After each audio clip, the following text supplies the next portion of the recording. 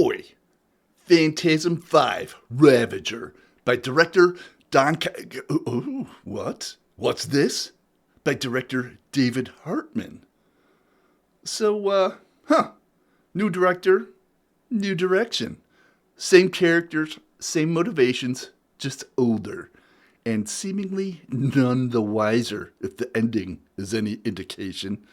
And maybe a bit confused, at least for Reggie.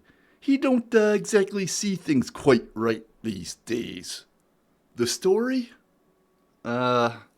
Things get weirder. Opening with Reggie staggering out of the desert with his 4-shooting boomstick. He's pretty beat up. He gets his car back, then things go a bit sideways. We know from the previous chapters that reality can be altered and dreams can be influenced, so when Reggie starts experiencing a whole new different reality, he is as confused as the audience. Interesting take here on the progression of the overall Phantasm storyline. It spanned almost 40 years at this point, so things have changed. While Coscarelli didn't direct this one, he does have a partial writing credit here. The scope broadens pretty significantly, taking it into a more, shall we say, sci-fi kind of realm.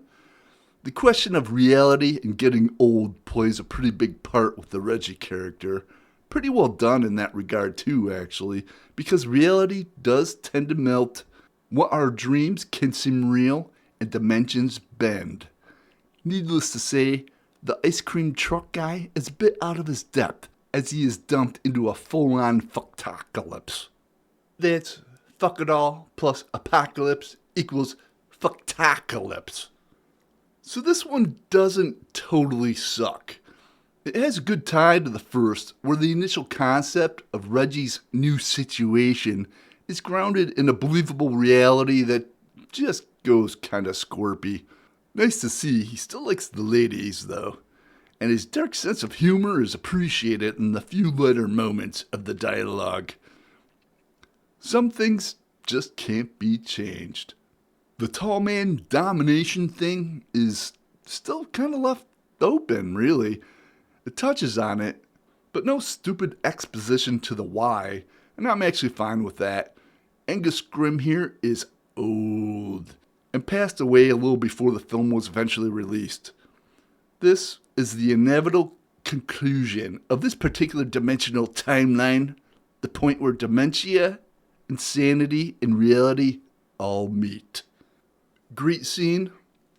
While both cool and suspect in CGI, there's an appreciated camera shot zoom through a lot of action and destruction that helps illustrate the larger scale of what is actually going on. As for series notes, as an end to the series, it does an okay job of it. Could the story arc overall been tightened up and improved? Sure. The first film introduced a weird enough concept that had some potential. Coscarelli took that low budget limitation and made a few more strange movies out of it. With a little better planning and scripting, this overall would have made a kick-ass trilogy. So for story, I'm giving it 3.5 beers. It's not Citizen Kane. It does well enough with not just being the exact same plot points as the previous, though a lot are similar, but some decent new ones are layered in here. For look, 3.5 beers. Is there a lot of dodgy CGI?